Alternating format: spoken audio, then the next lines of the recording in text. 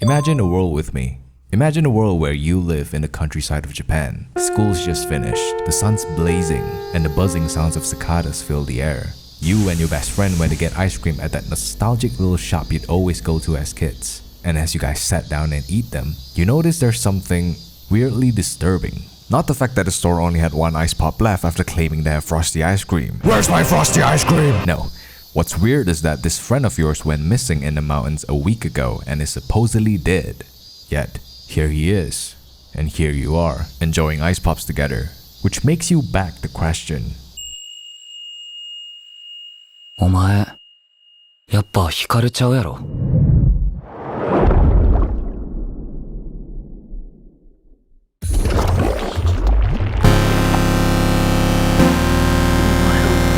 殺したない。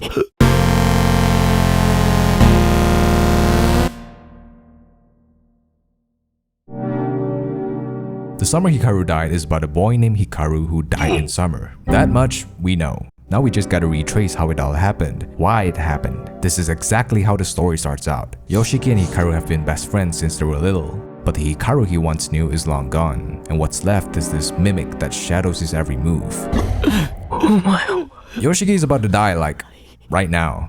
But he doesn't snitch and accepts this creature that poses as his friend. Either way, Hikaru is already gone, so even if it's fake, I still want him to be with me. Those were Yoshiki's exact words. He could either be really gay or really good friends with Hikaru. Imagine your mom's not really your mom, but if you turn a blind eye, this thing acts exactly like her. Nothing's changed, nothing has to change, you just gotta accept it. Now, would you? This is the first big question you gotta answer. Yoshiki would. He tries and acts as if Hikaru was Hikaru, so the days go on as if he never died and he doesn't tell a single soul about it. He knows what he's doing is messed up, but the Hikaru now is not an op. In fact, he did not kill the real Hikaru. The real Hikaru saw a curvy tree, then slipped and killed himself. What a dumbass. I would do the same. But this story is not about that Hikaru. He died, so the author sidetracks the fuck out of him and focuses on the new guy. Is he bad? Is he good? That's the second question you gotta figure out. The story continues with Hikaru just being a normal person. He even comes clean about how he morphed into Hikaru's body. The dude was already on the verge of dying, so he just took over his body. There were no ill intentions, and he comes across as this clueless being that doesn't even remember what he even was. Is he a ghost, a spirit, a god? Not even he knows, but as far as the story goes, he's just an innocent soul experiencing living for the first time. And a part of you wants to believe that, but a part of you just doesn't trust him. Yoshiki feels the exact same way. He's at a crossroads, torn between embracing this being as his friend or acknowledging it for what it really is. Does he trust him? Does he not? That's the third question. Which raises the fourth, of what defines a person. Is it the body, the soul, or the memories and bonds they leave behind? Hikaru cannot differentiate these things. To him, being dead and being alive are the same thing. Your body just passes through death, but your soul never dies.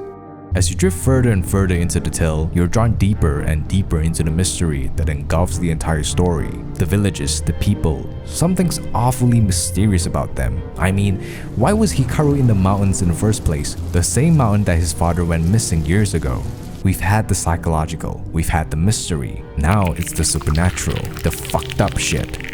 Hikaru went up, but what came down was something far more unsettling than anyone could have imagined. An entire folklore surrounds the villages they live in, and Yoshiki and Hikaru plan to uncover them all. And that leads us to the horror.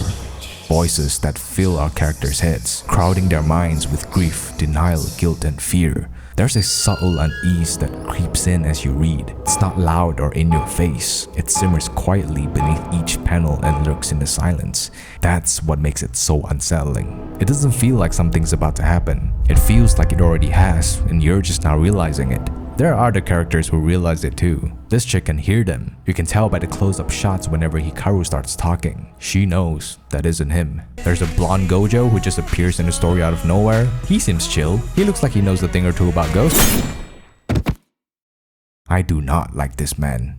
But she's my favorite character. This kind old lady that humbles herself as just a housewife, but she's really just a goat. She warns Yoshiki about the dangers of being mixed up with Hikaru. It's like your mom telling you not to mingle with crackheads. You should probably take her advice. but she has this deep sense of care for both of them. A part of them reminds her of something she once held dear, and seeing her go out of her way to help them is genuinely heartwarming. Because she's the only adult that acts like one. The rest of them are just pricks. Did I mention the story is kinda gay? What? I love going into these stories blindfolded. It's like rolling a dice. Two boys in a poster could either give you a story about deep friendship, or friends going deep into one another. What? I've never watched a boys love anime, and I don't think I ever will. It's not that I'm homophobic, it's just my personal preference. Just because I support gay rights doesn't mean I'm down to watch gay porn. Now let that sink in. These two share a relationship that is deeply personal and intimate, but it's ambiguous, so you don't know if it's romantic or platonic. Before Hikaru drew his last breath, his dying wish was not for GTA 6, but for someone to keep Yoshiki company. That actually sounds pretty homosexual, so they could either be that or just really good homies. I don't know, I think it's platonic. I mean, it's not like they're kissing or anything. Oh, hell no! The anime is set to release in the summer season because that's the summer Hikaru died! It's animated by Cygames Pictures, who also animated this.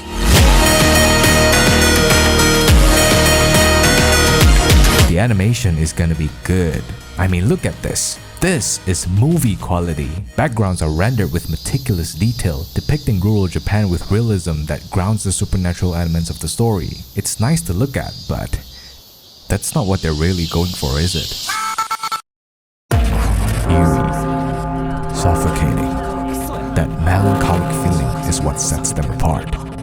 This already looks promising, but what I'm really excited for is the sound design. I know this sounds crazy, but in the manga, I could almost hear what's going on. It's the level of immersion the horror got me in.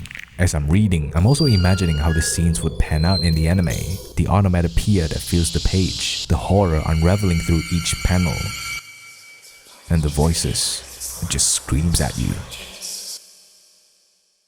There are loads of fillers and special chapters in the manga, but if you go on to chapter 16.6 and flip to page 5, that is the only important page you'll need to see, because I believe the anime will be better than the manga. You're not ready for this summer.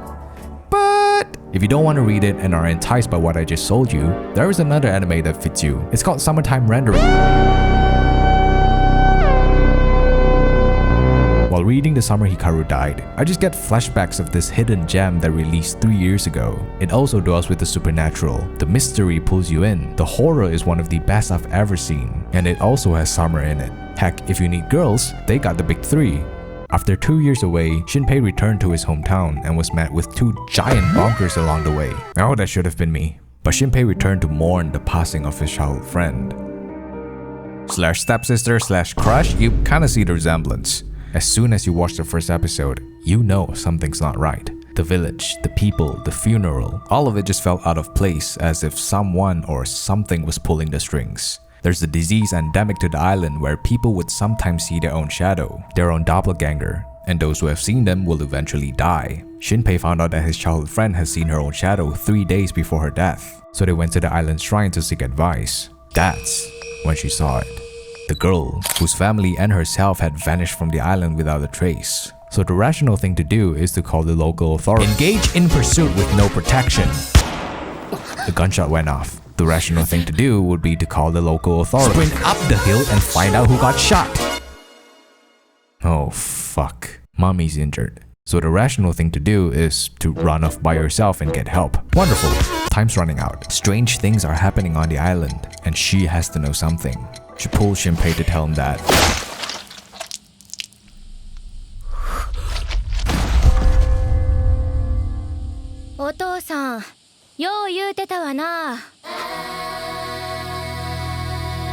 It's that same melancholy feeling.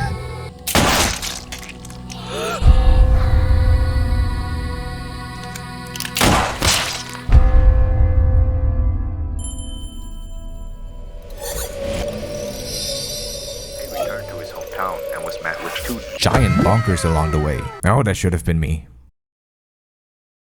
Wait. Fuck! If Steins Gate and ReZero had a baby, it would be Summertime Rendering. And if Summertime Rendering had a twin, it would be The Summer Hikaru Died. And if The Summer Hikaru Died had an alternate lesbian spin-off, it'd be much better. Just saying.